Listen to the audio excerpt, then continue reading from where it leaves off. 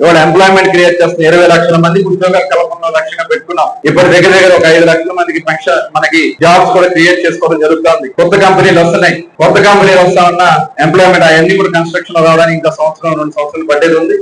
దశల వారీగా ఈ 5 సంవత్సరాల్లో 20 లక్షల మందికి ఉద్యోగాలు ఇచ్చే కార్యక్రమానికి మనం శ్రీకారం చుట్టబోతున్నాం. అలాగే ఇన్ఫ్రాస్ట్రక్చర్ కూడా మనం డెవలప్ చేసుకున్నాం. ఇవాళ మనం ఇక్కడే కొత్తపేటలో పోర్ట్ అవుతుంది. దానివల్ల ఈ ప్రాంతం అంతా కూడా ఎంప్లాయ్మెంట్ వచ్చేదానికి అవకాశం వస్తుంది. అదేవిధంగా ఇక్కడ ఎయిర్పోర్ట్ కూడా, కార్గో ఎయిర్పోర్ట్ అంటే ఇక్కడ చాలా అభివృద్ధి చెందిన, ఎందుకంటే ఇవాళ అగ్రికల్చర్ ప్రొడక్ట్స్ కానీ ఇవన్నీ కూడా చాలా డిమాండ్ ఉంది ఇంటర్నేషనల్ వైపు. ఇక్కడ కొంతమంది వచ్చి వాంటెడ్ గా ఇబ్బంది పడాలని చూస్తారు.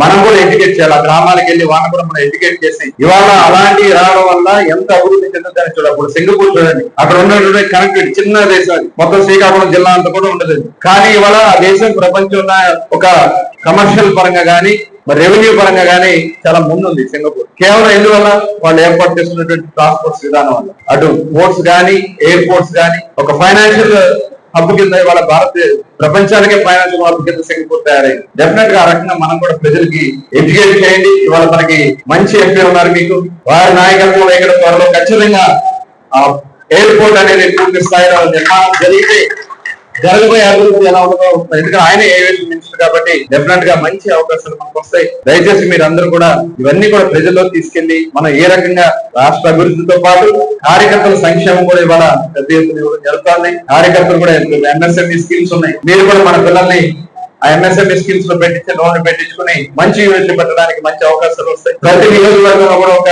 చిన్న ఎస్సీజెడ్ లాంటి క్రియేట్ చేయాలని ముఖ్యమంత్రి గారు కూడా చెప్తున్నారు. వాటిలో మన వాళ్ళకి ఇప్పించుకుని మన పిల్లల్ని చదువుకున్న వాళ్ళు ఎవరుంటే దాంట్లో చిన్న యూనిట్లు పెట్టే విధంగా చేస్తే డెఫినెట్ గా వాళ్ళు కూడా బలోపేతం అవుతారు. కాబట్టి ఈ కేఎస్ఎస్ కంప్లీట్ చేసుకోవాలి.